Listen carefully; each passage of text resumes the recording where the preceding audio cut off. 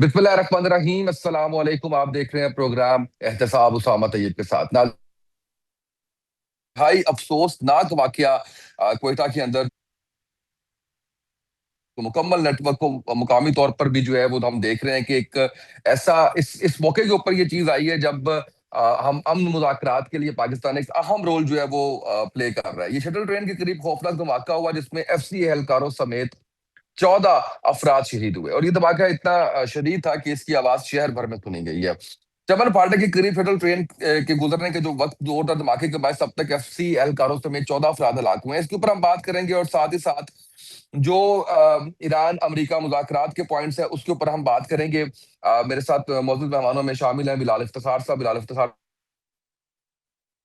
हमीद साहब हमारा साथ दे रहे हैं। बेटे साहब आपका शुक्रिया। अब्दुल्ला मलिक साहब हमारा साथ दे रहे हैं। अब्दुल्ला मलिक साहब आपका शुक्रिया। बेटे साहब आपसे स्टार्ट करूंगा और जानना चाहूंगा कि इसमें मुलविस नेटवर्क को मुकम्मल तौर पर क्या समझते हैं कि मुकामी समझा जाएगा या इसके पीछे कोई बैरूनी मुआवनत के शवाहिद भी मौजूद है? बिस्मिल्लाहिर्रहमानिर्रहीम, बहुत शुक्रिया। देखिए, कहाँ एक अच्छी खबर आई ईरान की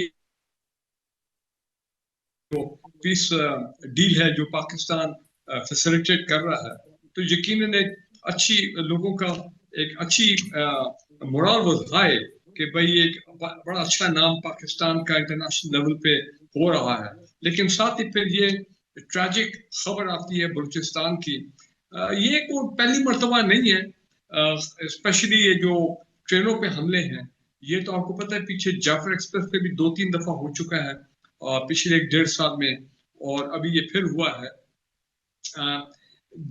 यकीनन इस पे तो कोई शक नहीं है कि जो वहां पे दहशतगर्द ऑपरेट कर रहे हैं उनकी तादाद भी बढ़ रही है। हिकमत अमली भी है। हिट एंड रन अटैक्स हो गए, सुइसाइड अटैक हो गए, वो पुलिस पे हमले कर रहे हैं, पुलिस चेक पोस्ट पे हमले कर रहे हैं, सिक्योरिटी फोर्सेस पे हमले कर रहे हैं, और फिर हमारे भी प्रीएम्प्टिव इंटेलिजेंस बेस्ड ऑपरेशन भी चल रहे हैं। और हाल ही में उन्होंने ये जो हमारा वेस्टर्न कॉरिडोर है बलूचिस्तान के अंदर, जिसमें चावगी, नोशकी, दालबंदीन और सैदनक और रेकोटेक वाला ये जो बड़ा एक सेंसिटिव एरिया है, वहां पे भी आप देखें उनकी उनकी जो एक्टिविटीज हैं वो बहुत प्रोमिनेंट है। वहां पे भी वो हमले कर रहे हैं। वो अलग बात है, अच्छी खबर है कि गवर्नमेंट ऑफ पाकिस्तान अब एक फ्रंटियर कोड, जो खबरें मैं सुन रहा हूँ, वेस्ट के तौर पे वो एक बनाएंगे वहां पे, जो कि इस पूरे कॉरिडोर की security संभालेगी। But having said that, बात ये है कि है तो अफसोसनाक सूरत हाल कि एक बड़ी सख्त लहर आई है बलूचिस्तान में दहशतगर्दी की, और इसी तरह केपी में भी चल रही है। और यकीनन मुझे इसमें कोई शक नहीं है, किसी पाकिस्तानी को, किसी मुहिब वतन पाकिस्तानी को कोई शक नहीं है कि इसके पीछे एक बिल्कुल फॉरेन बैक एजेंडा है, वाया अफगानिस्तान हो, वाया इंडिया हो, via proxy groups in Afghanistan. ये लोग जो अब मैं समझता हूँ कि बड़ी तादाद में अंदर आ गए हैं बलूचिस्तान में या केपी में। अब आप देखें ना, केपी में दो कुर्रम एजेंसी में दो बड़े जो दहशतगर्द ग्रुप हैं वो आपस में लड़ रहे हैं, और उन्होंने बड़े, वैसे तो अच्छी खबर है कि उन्होंने आपस में लड़ाई में एक दूसरे के दर्जनों लोगों को जो है वो मारा है। किस लिए? टू एस्टैब्लिश कंट्रोल, डोमिनेंस, बत्ताखोरी उस पर करना, और फिर लोकल एसेट्स को काबू करना।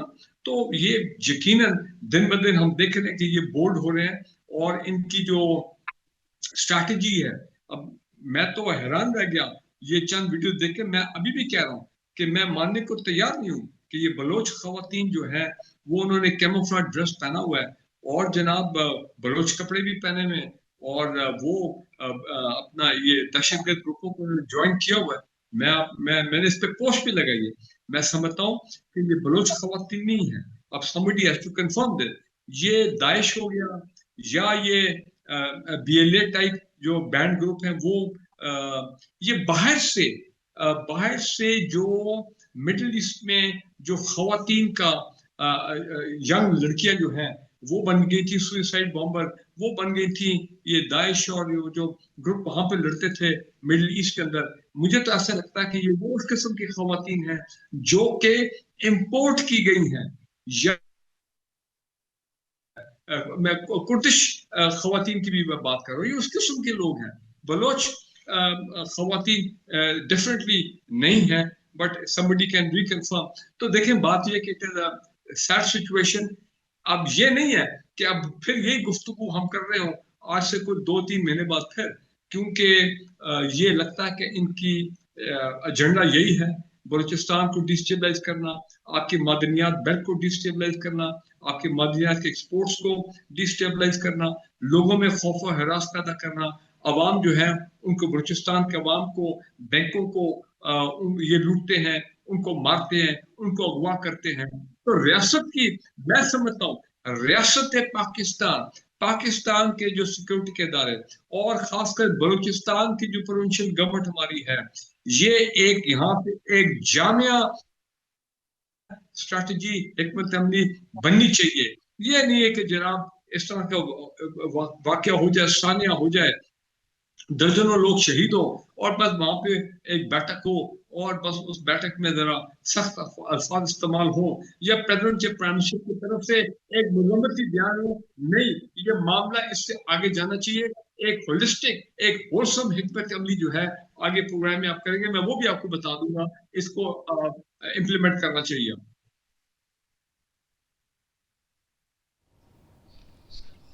उसकी तहकीकात मौसर अंदाज में पाकिस्तान की जानिब से की जा रही है क्या, अब्दुल्ला मलिक साहब? जी जी, देखिए सबसे पहले तो देखिए हम इसकी भरपूर मजम्मत करते हैं। ये एक वहशियाना कार्रवाई है और हमारे इस्लाम में इस किस्म के वाक़यात की कोई गुंजाइश नहीं है। ना तो ये मुसलमान है, ना ही इनका किसी दुनिया के किसी और मज़हब से तल्लक है। इसकी जितनी भी मजम्मत की जाए ये कम है। देखिए देखने की बात यह है कि टाइमिंग कौन सी है। ये टाइमिंग वो है जब पूरी दुनिया पाकिस्तान के अमन के हवाले से सराह रही है और ईरान और अमेरिका के दरमियान जो एक अमन मुआहदा होने जा रहा है, जिसकी अनाउंसमेंट गाहे बगाहे हो भी रही है और सारा दिन उसी की खबरें चल रही थी।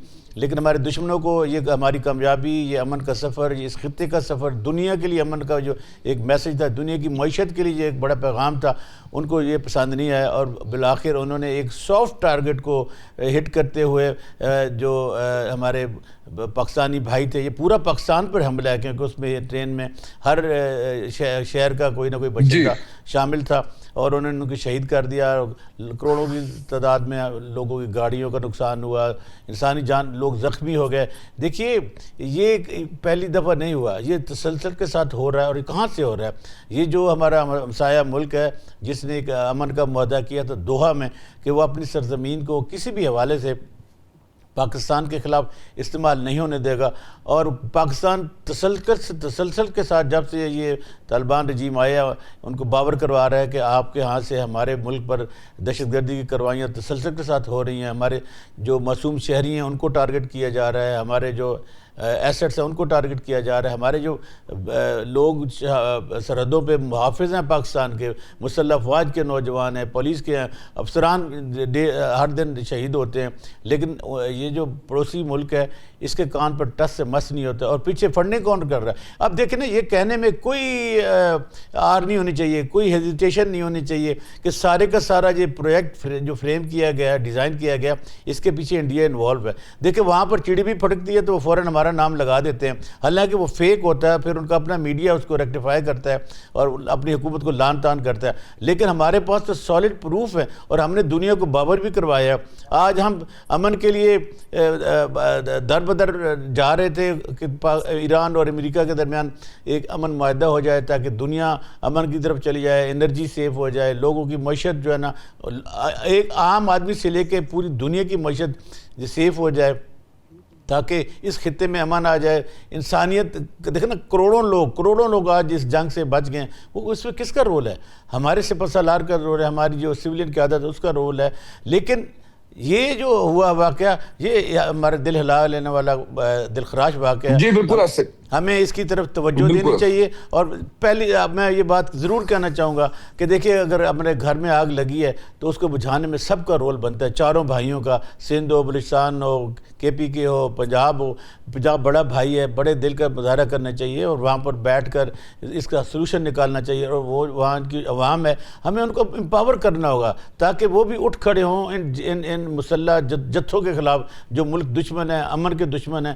دیکھیے یہ جب کوئی ویپن اٹھا لیتا ہے تو وہ کوئی عام وہ کوئی سیولائز نہیں رہتا, وہ دہشت گرد ہوتا ہے. اور پھر جو عام سیولین کو مارتے ہیں تو یہ لوگ ان کے لیے کسی بھی حوالے سے. بالکل صحیح ملک صاحب, رائٹ. میں واپس آتا ہوں آپ کی طرف. مجھے بلال افتخار صاحب ابھی مجھے یہ بتائیے, کہہ رہے تھے کہ توجہ کی ضرورت ہے.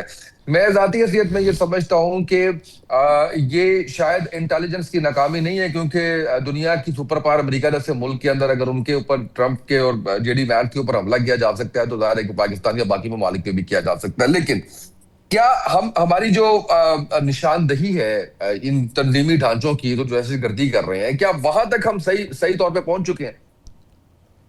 جی, پاکستان نہ صرف پہنچ چکا ہے بلکہ ایک چیز میں آپ کے اس پلیٹ فارم سے بتانا چاہوں گا کہ آج جو بلوچستان میں یا KPK میں یا مختلف حصوں میں ہو رہا ہے, اگر آپ نے اس کی جڑ پہ پہنچنا ہے تو آپ کو نہرو اور پٹیل کے اس بیان کی طرف جانا پڑے گا جو انہوں نے دعویٰ کیا تھا کہ 1 سال کے اندر اندر پاکستان واپس آ جائے گا.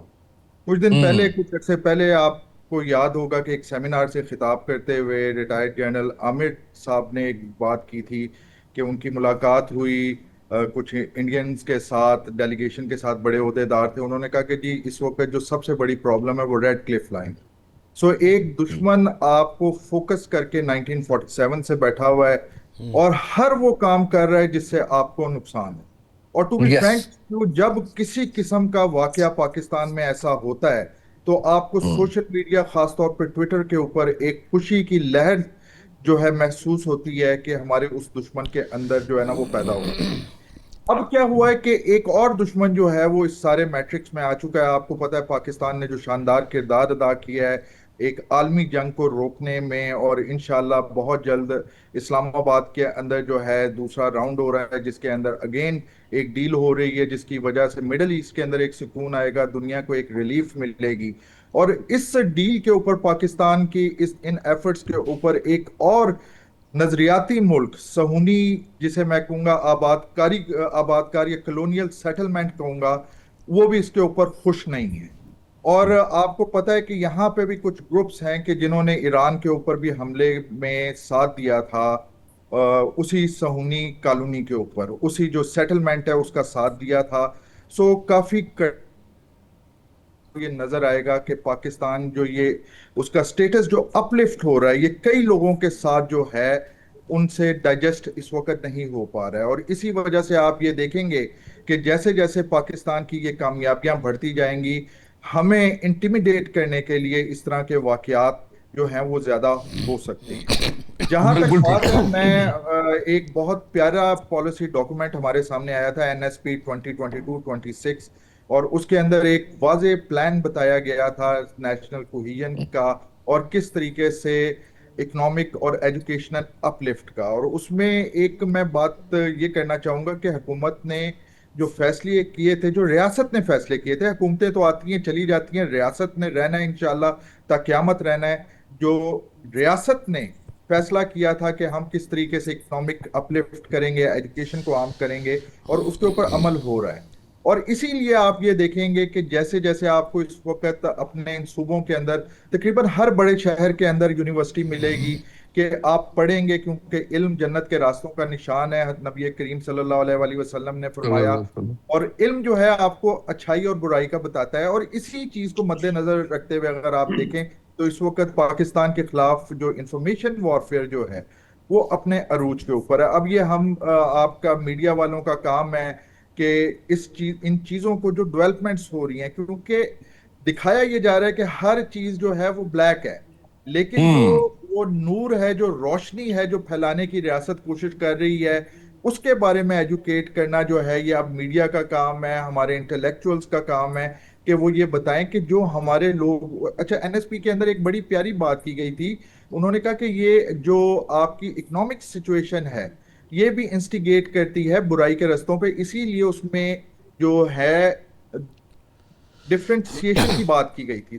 ہمارے بچے ہمارے گلے لگ رہے ہیں, آنا چاہتے ہیں, تو ہمیں ان کو یہ بتانا ہوگا کہ بھائی آپ ٹھیک ہو, لیکن جو این ایس پی میں کہا گیا کہ جو برائی ہے اس کے جو اس وقت کسی کے پے رول پہ چل رہے ہیں, جو کسی کے کہنے پہ چل بالکل رہے ٹھیک ہے. میں ذرا اسی پہ ہیں. پوچھتا ہوں, اسی پہ ذرا بریگیڈیئر صاحب کی طرف بڑھتا ہوں میں. بلال صاحب بالکل ٹھیک, یہ بتائیے گا کہ کوئٹہ میں جب دہشت گردی ہوتی ہے تو فوری طور پہ ہمارا جو ذہن ہے وہ جاتا ہے انڈیا کی طرف, کے پی کے والی سائڈ پہ ہوتی ہے تو افغانستان کی طرف. تو انڈیا افغانستان مل کے اس وقت یہ کر رہے ہیں یا صرف اس کے اندر انڈیا انوالو ہوگا؟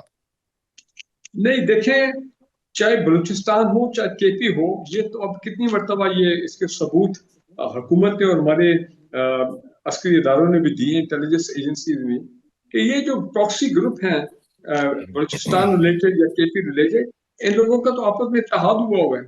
اور یہ تو پیچھے تو ہم نے یہ بھی خبر سنی تھی کہ ٹی ٹی پی والے جو لوگ ہیں دہشت گرد, وہ تو بلوچستان کے کچھ ایریاز میں آپریٹ کر رہے ہیں. اور دوسرا یہ ہے کہ ان دونوں کے نیکسس جو ہے وہ تو ملتا ہے جا کے افغانستان کی سرزمین میں, وہاں پہ یہی گروپ کی جو لنکیجز ہے وہاں پہ ہے. اور وہاں پہ کون ہے؟ افغان طالبان گورنمنٹ ہے, وہ ان کو سپانسر کر رہی ہے, وہ پیچھے ہٹنے کو تیار نہیں ہے. اور اس کے بعد انڈینس اوبیسلی ہیں, اور اب تو ایک اور فیکٹر آ گیا, اور وہ کسی کو کوئی شک نہیں ہے, اور وہ اسرائیلی فیکٹر ہے. اور ہو سکتا ہے کچھ اور ہوسٹائل ویسٹرن ایجنسیز بھی ہوں جو چاہ رہی ہو کہ ان کو سپورٹ کرے تاکہ پاکستان کو غیر مستحکم کیا جائے, پاکستان اکنامکلی ٹیک آف نہ کر سکے, اور پاکستان کو انہی دہشت گردی کے معاملات میں جو ہے وہ انوالو کرو کہ اسی میں وہ کھبا رہے.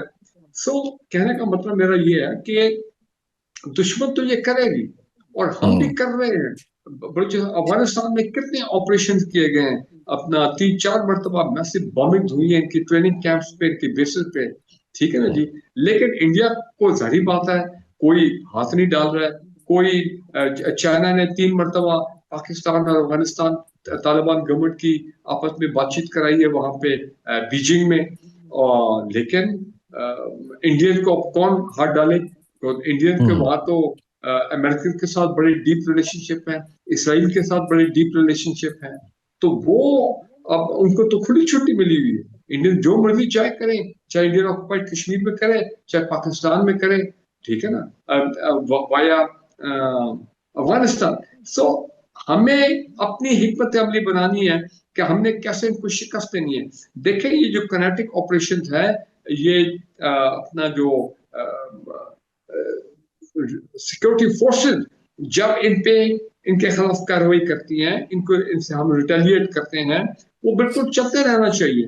لیکن اس کے ساتھ ساتھ خدا کے لیے بات سمجھنے کی کوشش کریں کہ پولیٹیکل گورنمنٹ کی بھی ذمہ داری ہے. ایک پولیٹیکل حکمت عملی ہونی چاہیے, ایک سوشل حکمت عملی ہونی چاہیے, ایک اپنا اکنامک معیشت کی حکمت عملی ہونی چاہیے.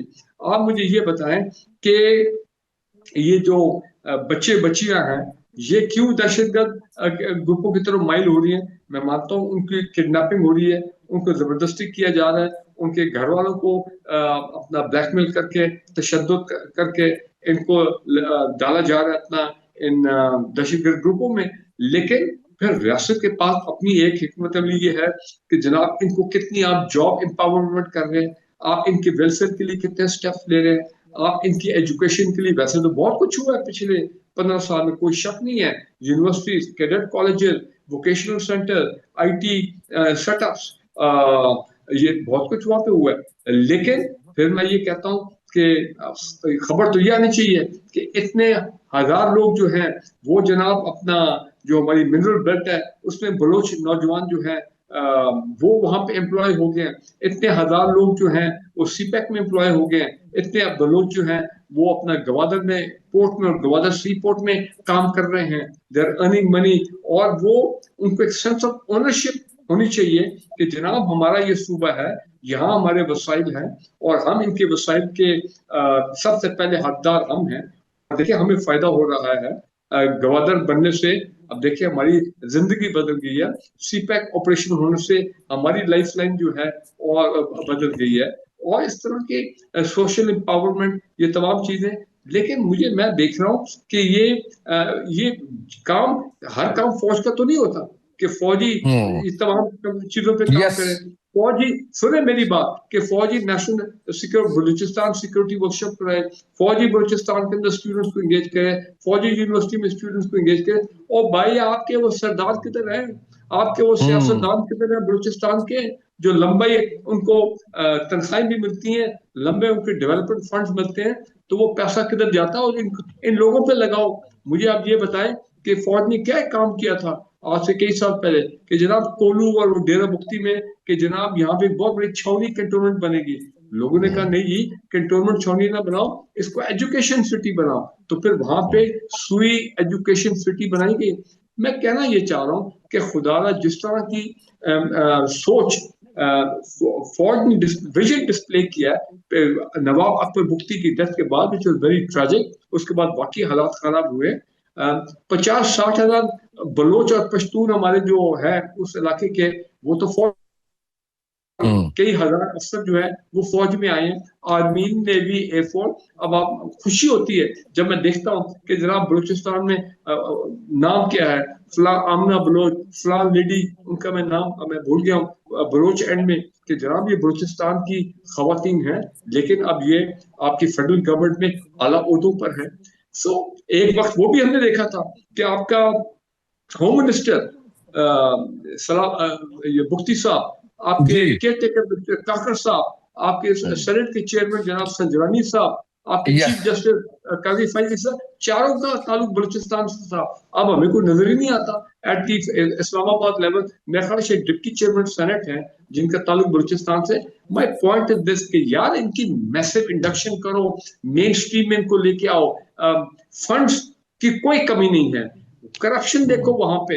میں کہتا ہوں کہ ایک اچھا کام کیا ہے یہ موجودہ چیف منسٹر نے کہا کہ جی اتنے ہزار لوگ ہم نے بھرتی کیے ہیں مختلف پوسٹ پر, لیکن ہم نے ٹرانسپیرنسی رکھی, میرٹ رکھا ہے, کوئی کرپشن نہیں رکھی. بھائی ہم اس قسم کے کام چاہیے. اور بڑی موسٹ امپورٹنٹ چیز بھائی یہ پولیٹیکل لیڈرشپ کا بلوچستان میں کام ہے ان سرداروں کا.